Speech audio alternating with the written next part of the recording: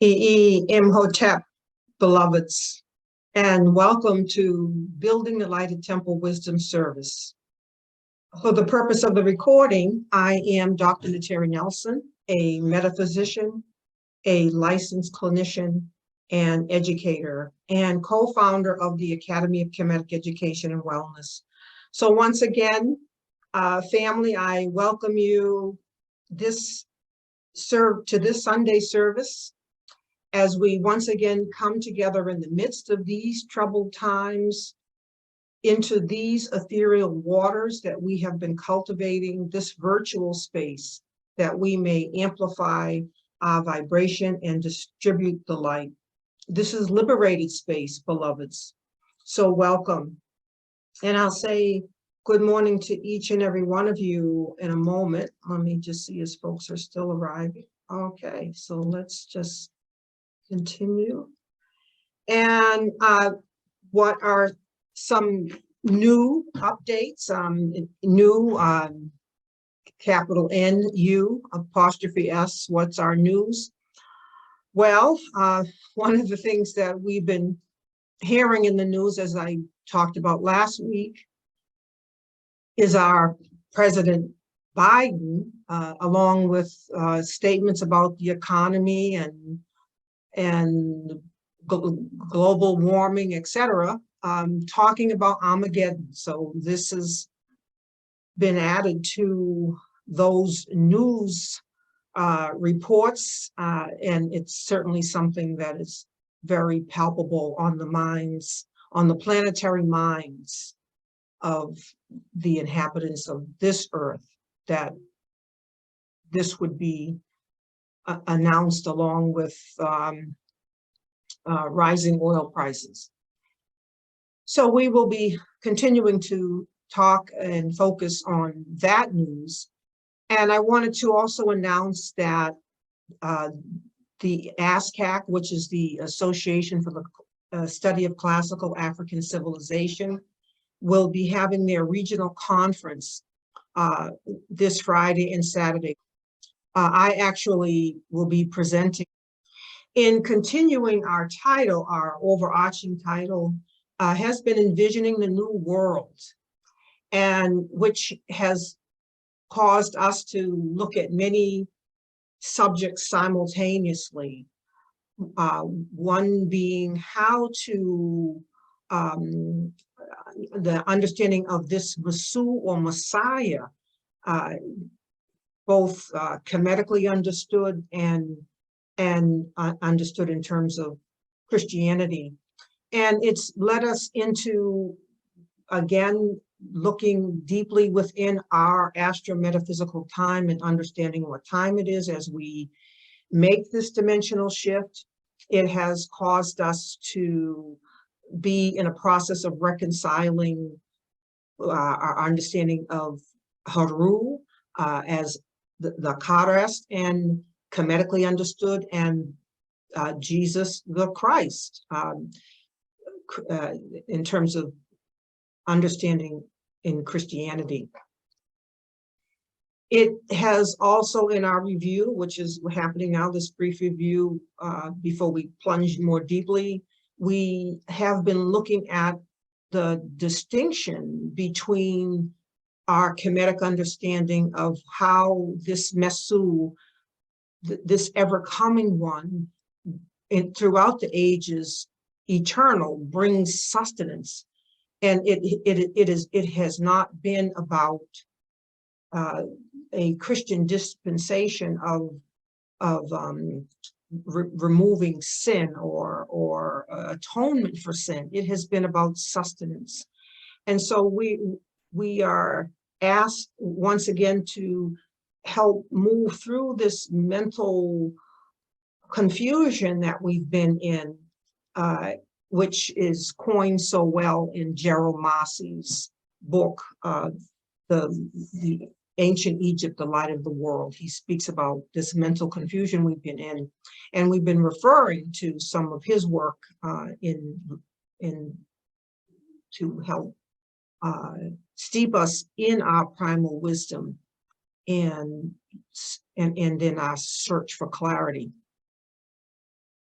So understanding this astro-metaphysical time, and how do we build a new world or envision a new world? We have to understand what's been out of whack about this world, how we've been building out of accord with the divinely intended design. And you know, in this age, this Piscean age that we are shifting out of, a 2,160-year cycle, it has been dominated with this white supremacist paradigm. So what has been the effect, and what should be our takeaway given what has happened in this age?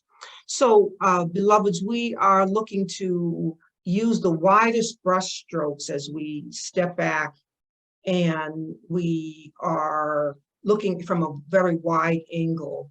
And as I have said previously, the idea is not to go step by step in this linear concrete mind coursework, but to be in this more roving within the first eye. We must learn how to move within the first eye with great fluidity in order to have the ability to put a toe here, and then a toe here, and then a mental toe here, and a mental toe here, and a mental toe there. So we can see broader outlines, broader brushstrokes, and not just go lockstep in that rational concrete mind that would take, as I have said, forever. So we want to get what we need to get and move forward.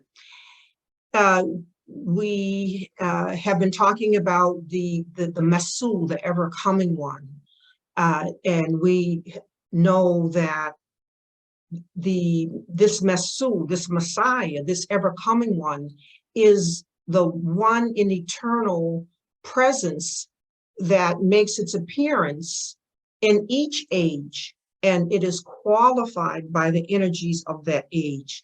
So we are now poised to look very swiftly and clearly at what is this energetic shift that we are experiencing as this ever-coming one, the presence, the one in the same ever-coming one is now shifting in making that presence not imbued with that Piscean energy, but being imbued now with this Aquarian energy. What is that difference in that shift that we should hold in our awareness?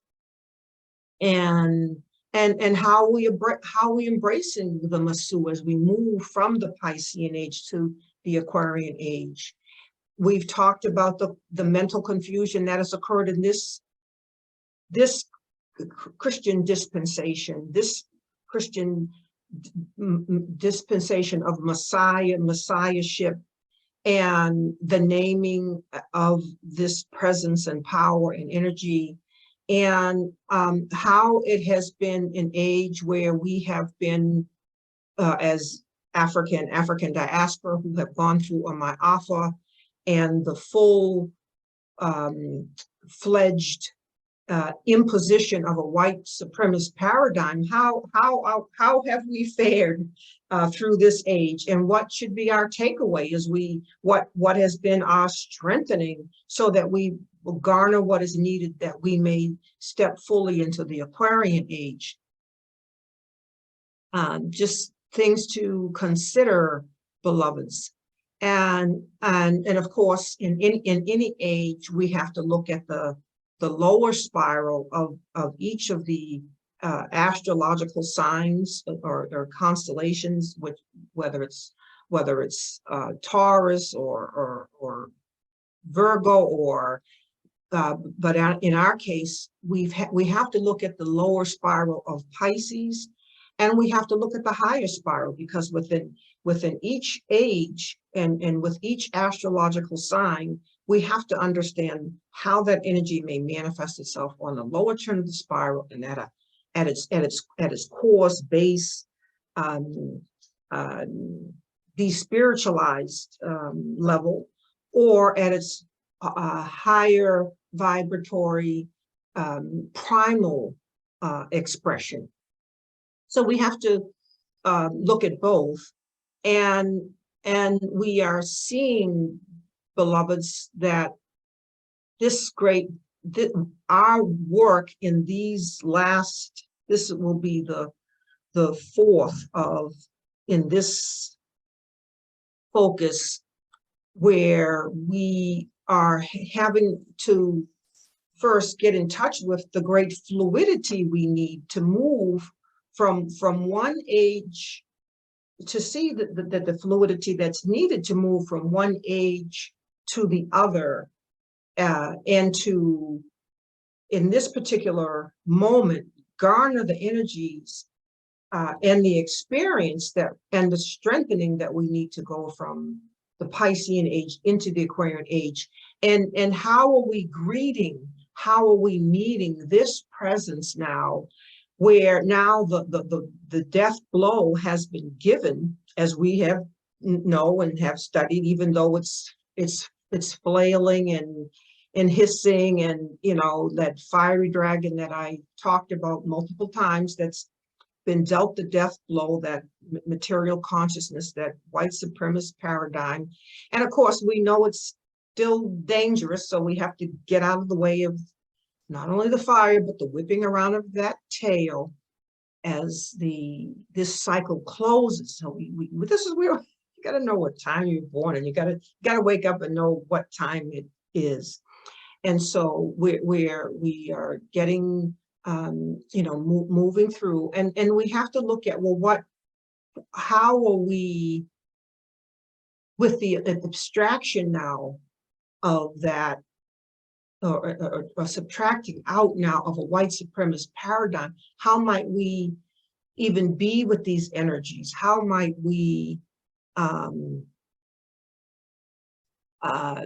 open to this ever coming one, who is the one and the same ever coming one from the beginningless beginning?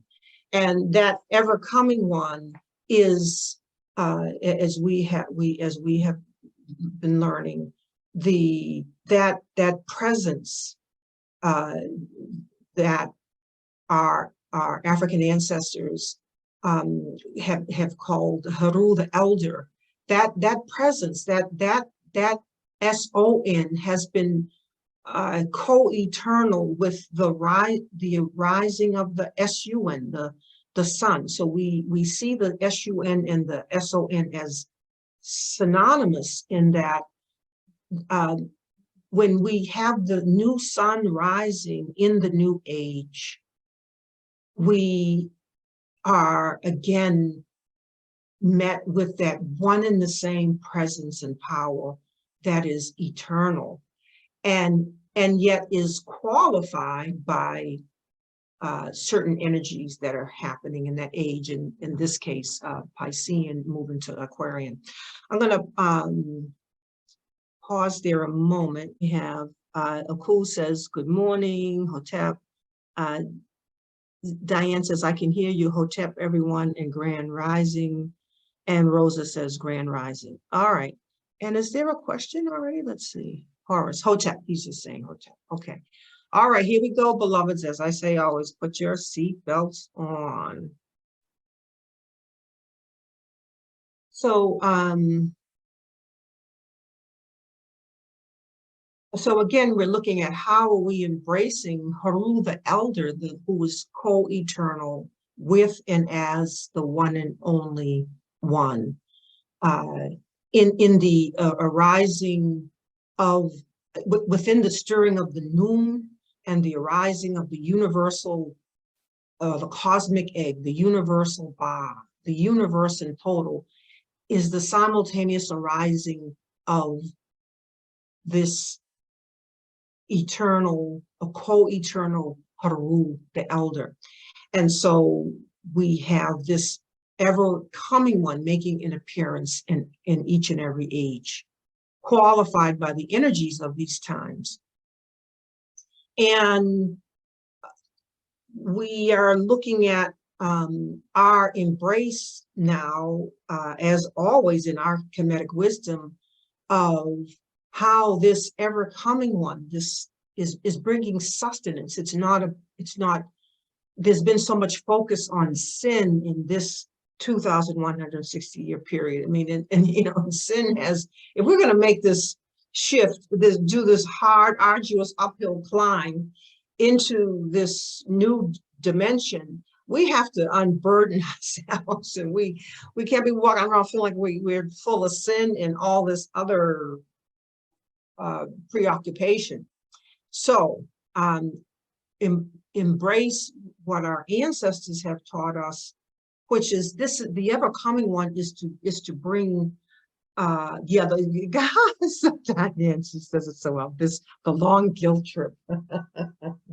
And what a great way to suppress. I mean, it's just a very potent arm in the white supremacist arsenal and paradigm to, you know, have one be full of sin and you can't even get up from it because it's just such a weightiness. All right, so for our African ancestors, beloveds, for them, for us, our ancestors, it was about darkness, it was about drought, it was about a depravity or a dehydration or diminishment, a distortion or truncation in spirit.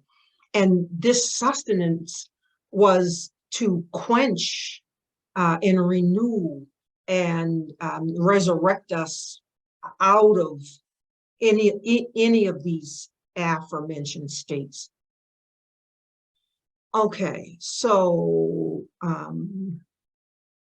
let's look where we're going next. So last week, we talked about you know, certainly we talked about the lower spiral and the higher spiral of this Piscean energy. Like, what are we to get out of this age? And we're going to stay with this over some time, because you can't extract everything in 2 sessions. That was a 2,160 year period. As a matter of fact, you got to kind of take some impediments off and away in your ability to even, okay, what did I get from that experience? It takes really calming the emotional waters to even look at a period that has been most traumatic for African people. And but garner we must. And we've talked about, on a higher turn of the spiral, Pisces is about, it's about faith, it's about belief. You know, I believe. It's about, you know, how do you believe in something that you haven't even touched as tangible? You know, how do you have that faith? One of the principles of Kwanzaa, Amani, is about faith. So we develop, we have been tested in that faith, and even the faith to believe in the power, in the presence of the ever coming one, the one in the same loving presence, even though its appearance was a very grotesque and hostile and threatening appearance, because, you know, certainly we have had much dissonance, mental dissonance on how could we be immersed in this presence, and at the same time, right there is this white supremacist paradigm that's hanging us and killing us. And it's been psychologically, this has been a lot. All right, so we're not going to plow through all of this in two sessions. It's going to take a minute, but get through it we will. All right, so last session we began to look at, well, how are we Noah and Moses? And we've talked about Noah. I have videos up on how we are Noah, building that lighted temple. through the purificatory fires in your own heart and the radiance of your own love, drawing those to you who you may be of service, and bring within the orb of a safe space and haven that you may offer sanctuary and refuge. So we know about Noah, N-O-A-H, and the way you're able to be Noah is to already have dipped many toes into the Aquarian energy, which is to be a knower, because that's the keynote for Aquarius, which is K-N-O-W-E-R, to be a knower. All right. So moving along again, last week we talked about, I invited you to be with the acknowledgement that we are likewise Moses. And how are we Moses? Now, in order to be Moses, we did talk about how we had to subtract out some things that just caused some dissonance. So don't worry about that. Don't get, be with each individuated mirrored frame in the mind, but don't get stuck like Velcro that you can't look at anything else. So we just light, and then we land somewhere else. Okay. Because what do we need to do to move into this promised land? Because like Moses, we are here. We're moving into this promised land, and that's where he was in moving from one age, the age of Aries, moving into the age of Aries, and then from there moving into the age of Pisces. And now here we are in the age of Aquarius, or just at the cusp now of because we're still in that orb. We're just shifting now in this one, about approximately 150-year orb, to then move into fully into Aquarius. So please do put your questions in the Q&A. And so let's begin with a biblical reading of Moses. I'm not going to pull this up. I'm just going to read it to you, because I'm going to pull other things up and share my screen, so as not to do too much back and forth. All right. So, but we're going to go to Acts 37, and for those of you who have your Bible, you can pull out your particular version of the Bible. But in Acts 7. 37 to 39, we read the following, and this is the New World Testament. It goes, "This is the Moses who said to the sons of Israel, God will raise up for you from among your brothers a prophet like me.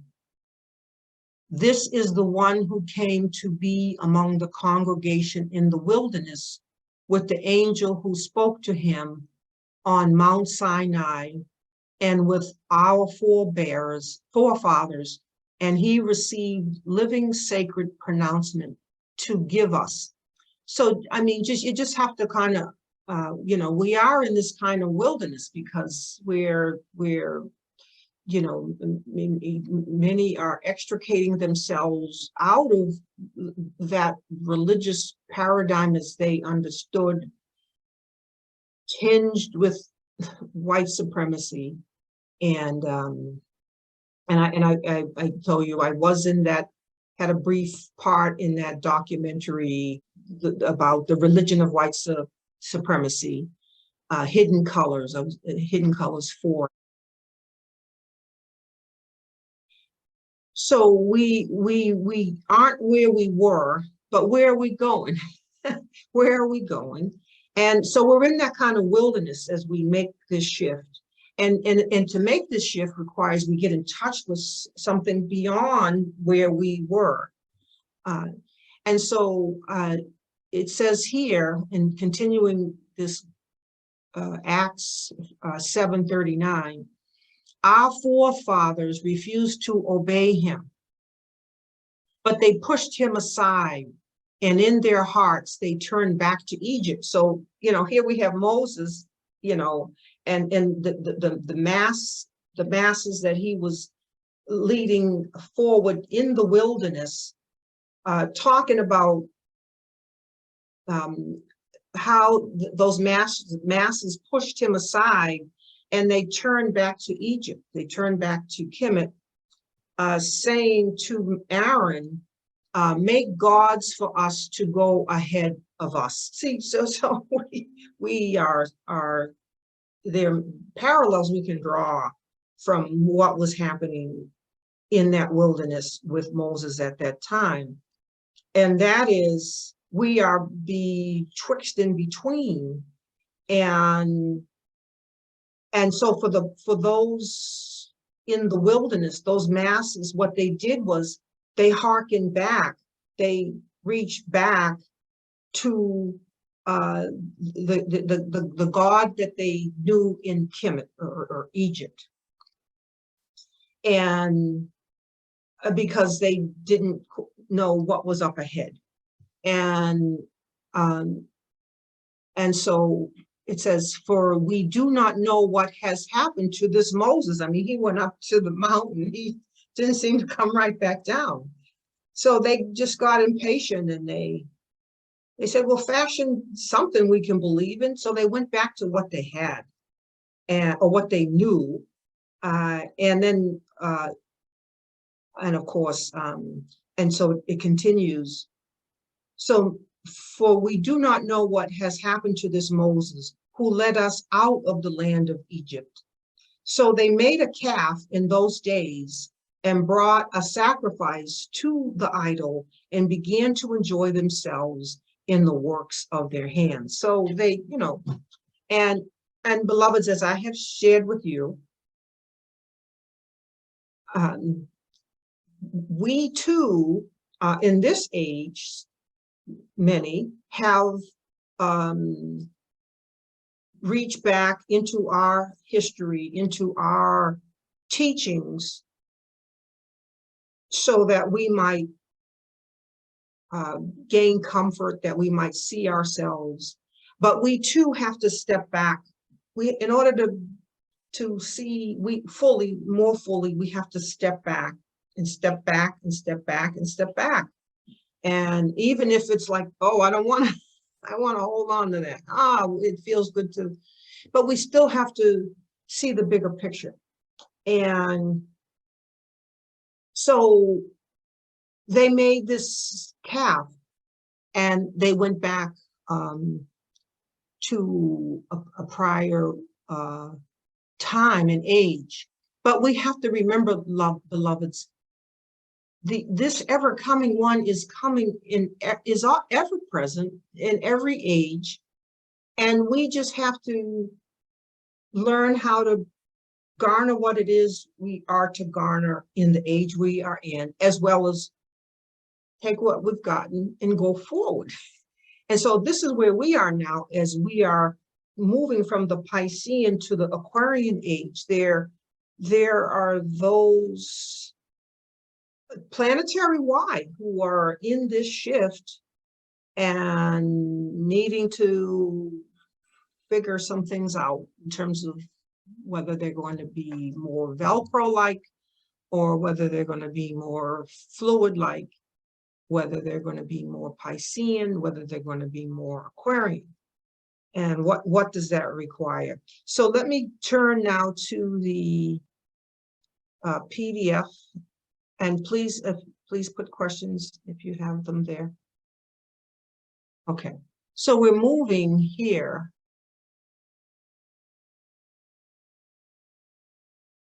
We're moving from this Taurian age with the bull, or the calf. And we talked about the symbolism with the golden calf of Moses, into the age of Aries, the Aries ram or lamb.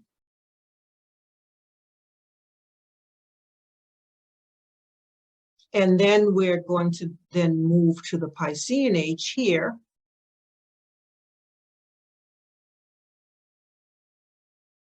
and then we move to the Aquarian age.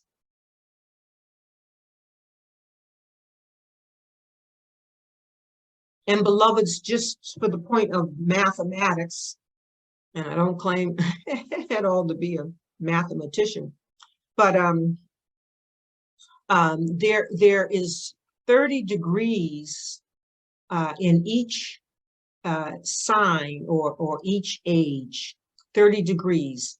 And the sun is in each of these signs 2,160 years. And when we multiply, in each degree in this is has a value of 72 years. So when we multiply 72, so when we go 30 degrees, all right, so we know that this whole circle is 360 degrees. So when we multiply 72 times 360, this is where we get the great age of 25,920 years. So we're no longer in an age of belief. Believe just because you were told. We're validating. Okay, did that happen back then? Can we approximately? Because and there's some approximations too that have to be considered. But did something happen on this planet at this particular time, or didn't it, or is that just something we need to be blind belief about? So you see how we're moving, and how this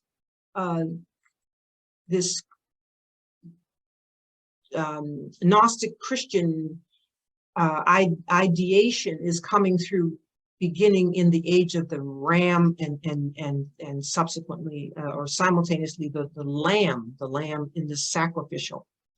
All right, and so let me go back here, stop my share, and I want to get to a question. I see questions, but I want to take us a little further in this reading. All right, so I hope everybody is now seeing this, and let me know if you can't in the chat. I don't see anything in the chat. Okay. There's this. Let me come to this. Let me see Tim's question a minute here. Just thinking that maybe Moses going to the mountaintop was a metaphor of him going into higher consciousness to garner wisdom to help his followers with a simpler form of the 42 laws. Well, interesting. Yes, absolutely. And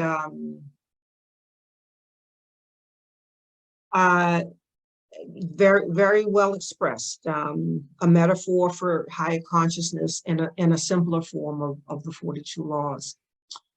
All right, so just everybody ponder what Tim has offered here. So let me go back here. So here we are, and I'm reading you this. It's on page 225. The mystery of messiahship, which had been rendered in the Kemite wisdom thousands of years before, was now repeated as Hebrew prophecy in the book of Revelation. So we just, moving cyclically through. In the sign of the bull, the bride had been represented by the sacred heifer, and Horus, or Haru the child, was imaged as the calf upon the horizon. So we understand that the imagery of the calf, the sacred cow, during the Taurian age. And it goes on to say the calf in presence of the god is, as we have seen with Haru of the Solar Mount in the Vineyard 2, chapter 109. Okay, the victim as the sacrificial calf is also spoken of in the ritual, chapter 84, when the speaker says, so you can find all these in the sacred text, the Pertin Brew, the pyramid text. When the speaker says, I am the calf painted red on the tablets. Again, he speaks of being the calf or the bull of the sacrificial herd, with the mortuary gifts upon him. One sign later in the procession, now see where we are, our African ancestors understood we have to move. But yet, when we're in this Christian dispensation, you can't have astrology. You can't have, how are we supposed to move? All right, how are we supposed to move if we don't know something wider? One sign later in precession, there was a change of type. The vernal equinox now entered Aries, which I showed you earlier, and the lamb upon the mount was substituted for the calf as the sacrificial victim, just as the fish was substituted 2,155 years later for the lamb. So you see this approximation. Sometimes you see 2,160, 2,155. So, you know, we have to work with that. Okay. And then let me go here. This takes me a minute to get here. So fast forward. This page. Okay. Now this, beloveds, when Haru had fulfilled the period of 2,155, 60 years, with the Easter equinox in the sign of Aries, the birthplace passed into the sign of Pisces. So here we have, you know, the next movement, where the ever-coming one. This is when we pray, when we imbue, when we immerse, when we indwell in and as that eternal presence. This is what we want to be palpable. This is the presence and the power we want to substantially touch. And in order to do that, we have to clear out that mental confusion that has gotten in the way of our divinity, our inheritance.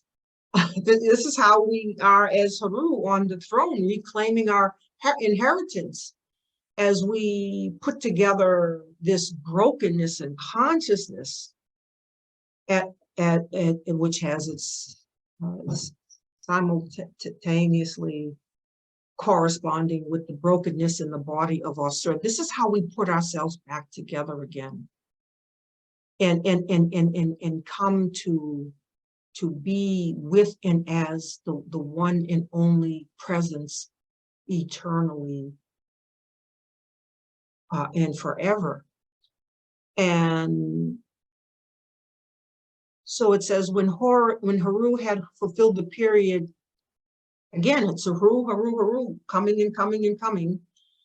And then we have this Piscean age where he's called Haru the Kares, or Isu Kares, isn't Jesus the Christ.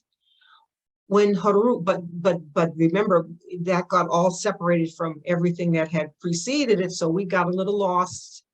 But we found now, when Haru had fulfilled the period of 2,150 years with the Easter equinox in the sign of Aries, the birthplace passed into the sign of Pisces, where the ever-coming one, the renewer, as the eternal child, who had been brought forth as a lion in Leo, because he was a lion, you know, the symbolism as a lion in Leo, a beetle in Cancer or Kepra, as one of the twins in the sign of Gemini, which we also can understand as Shu and Tefnut, or Haru and Set. You know, there are more than one twin, so there isn't agreement on whether there should be Shu and Tefnut or Haru and Set. as the calf in the sign of the bull and as the lamb in the sign of the ram, was designated to manifest as the fish born of a fish mother. So it's about the sustenance that's coming in every age. In the zodiac, the sign of the fishes, the rebirth of Atum Haru, or Jesus, or Jesu, as the fish of Osiris, and the bread of Nephthys was astronomically dated to occur and appointed to take place in Bethlehem of the zodiac about the year 255 BC. So this varies. This, you get to find the zero line from BC to AD or BC to BCE. You find that, and it moves a little, 29 and it's 255, 29. Don't worry about that. Just get the broader outline. About the year 255 BC, at the time when the Easter equinox had entered the sign of Pisces. So there we are. And it's the house of corn and bread, the corn that was brought forth by the gestator Renet in the 8th month of the Egyptian year, and was reaped in the month named from Parmuti, the corn mother, and the bread that was kneaded by Nephthys in the house of bread. Haru, or Jesus, the fulfiller of time and law, the savior who came by water, by blood, and in spirit. Haru, the fish and the bread of life, was due according to precession in the sign of the fishes about the year 255 BC.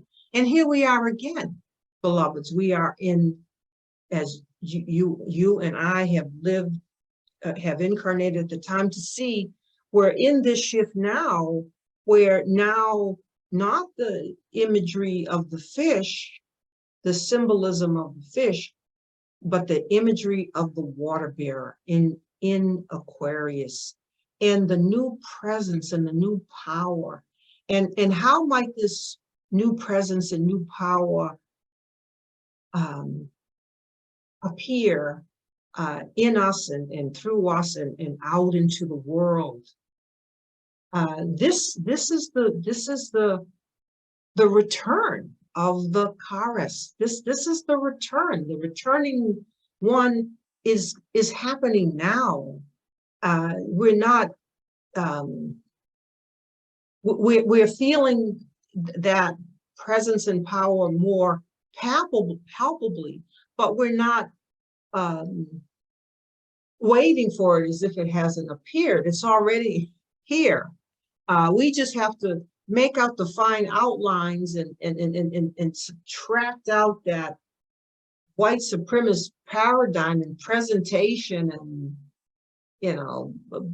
blonde hair and, all that mental confusion, and just welcome as we envision what is this newly informing presence and power and astrological coloration in this age that we are now in. It's a wonderful time. It's a wonderful time. And there are as you may well know, there are folks who are I guess finding the time to just sort of debate or battle with things as they had been, and oh, you've got this wrong and you've got that wrong, and let's move forward and let's bask in the energies now of this water bearer. And in future services, I'll be talking more about envisioning this new world and the power of this water bearer. Just the drenching and the spiritual quenching that we are now opening to and can be open to, and simultaneous with that spiritual quenching after we've known drought is also the clearing away of the muck and mire, the dregs of the lower spiral of this material and materialization and in cycle, just washing away all the, and carting away the rubble of this prior age that no longer serves the life and going forward. So, oh my goodness, we are at that time. There's a question. Let me see if I can come to this question here. Anonymous says, notice how Masi emphasizes on page 735 how the perverters of the Jesus legend of the Kemites falsified the time in heaven the Egyptians kept so secretly. Absolutely. And we have been told at Dua'u Anonymous, I'd call you by name if I didn't know, if I knew it. But yes, and you want to refer to Building the Lighted Temple for some passages on just how this has taken place, how things have been expunged from our spiritual practices so that we wouldn't know what time it is. We'd be stuck forever. And you see their mental confusion was to say, oh, okay, Pisces, last sign in the zodiac, the 12th last sign. Of course, in a wider mysteries, there is actually 13 signs,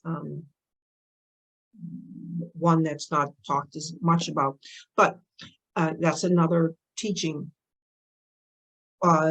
They took that and they made this, just because you get to the last sign doesn't mean it's the last sign. This day, talk about concretization in thinking. The last sign just means you just, what?